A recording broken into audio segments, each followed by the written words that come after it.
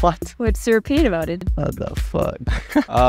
Este cartel apareció en el centro de Ciudad de México como protesta a la gentrificación en zonas como el Centro Histórico, la Condesa o la Roma. Le pedimos a extranjeros que lo vieran y estas fueron sus reacciones. It's a threat of violence, which is kind of strange to me to see. I see a lot of images that are very similar to this in Chicago. You know, people don't want any more gentrification. My opinion about it is nobody controls anything. It's not like a type of foreigner. It's like, oh, I'm gonna go to Mexico and gentrify the area. It doesn't work like that. I think it's like the locals getting upset of like what can happen if a place becomes more developed, especially if it's like the big companies coming in. I totally get the Airbnb part, probably kicking out some people from their homes and making their apartments more expensive. I can see like how the locals could get frustrated at this. When we came here, we like read and we're like, oh, they don't really like Airbnb, so like we opted not to stay at one. So yeah, it's like a hard line. Makes it easier to find places, but it's also someone's apartment is now kicked out and can't afford to live in. The good angel of my nature says it's a terrible thing to displace people. The realist in me says, and this is what happens when capitalism exists. If I'm contributing to this issue is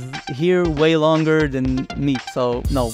I think if you're living in an area, you should definitely contribute to taxes to improve the area. You shouldn't just live off of what the locals are paying for it. Los extranjeros que estén residentes en México y que reciben ingresos en nuestro país deben pagar impuestos. Compared to what it was 7 years ago, it's less inexpensive. It's expensive. I thought it's gonna be a bit cheaper, but regarding accommodation is expensive. To me, it feels like a slightly cheaper version of the US. Maybe Mexicans wouldn't like to hear that, but I feel like I'm in the US here sometimes, and that's because of how culturally, I mean, there's 7-Eleven and there's Walmart and stuff. I would say if people like me or foreigners being here pushes rent prices up, it's probably balanced out by the amount we put into the economy. And do you pay taxes? I do, yeah. Mexico City is my favorite big city in the world because it's the friendliest big city I've ever been in.